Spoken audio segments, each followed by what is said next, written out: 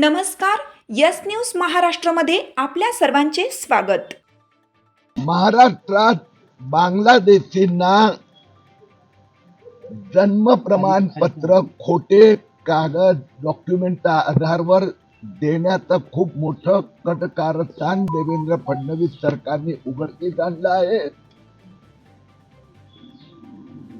गेल्या काही महिन्यात 3 लाख असे फर्जी जन्म प्रमाणपत्र रद्द करण्यात आले आहे आणि त्याचा भाग म्हणून एक असं लक्षात आलं की काही ग्रामपंचायत मध्ये मोठ्या प्रमाणात त्यांचा जो पासवर्ड तो हॅक करण्यात आला. ती एक मोठी टोळी आहे जी सध्या उत्तर भारत बिहार मधून ऑपरेट करते. त्याचं इन्व्हेस्टिगेशन चालू आहे. 11 लोकांची अटक झालेली आहे.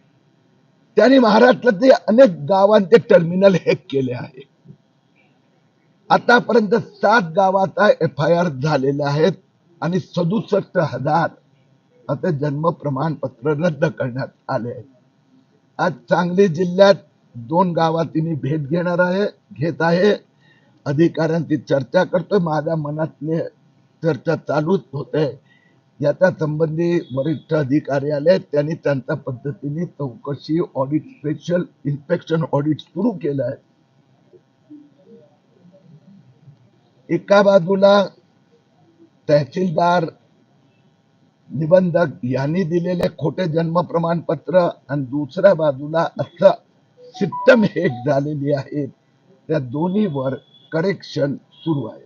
स्पेसिफिक उरण ईश्वरपूर नाटपाडी म्हणजे तुम्हाला काय आढळलं आहे म्हणून आज दौरा मला आणि ईश्वरपूर मध्ये काय आता ज्याला आपण असाधारण म्हणजे ॲबनॉर्मल, तर काही माहिती ॲबनॉर्मल मिळाली उत्तर त्यामुळे मी आज इथे आलो आहे. ते ॲबनॉर्मॅलिटी मी त्यांच्याजवळ स्पष्ट केली आहे.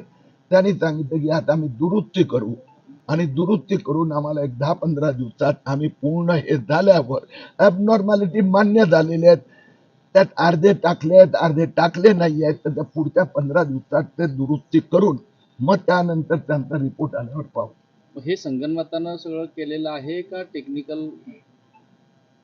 एक गोष्ट अशी आहे की ते त्यांनी माझ्या ऑब्झर्वेशन मध्ये की ॲबनॉर्मॅलिटी मान्य केला. आता ते चेक करतायत.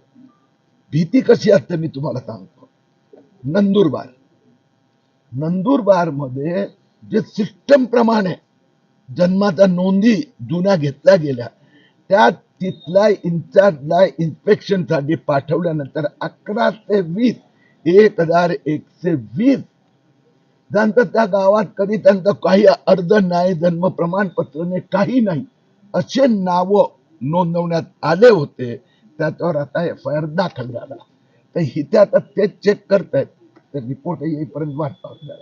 तुमची साथ आमची. यस न्यूज महाराष्ट्र चॅनलला लाईक करा व सबस्क्राईब करायला विसरू नका.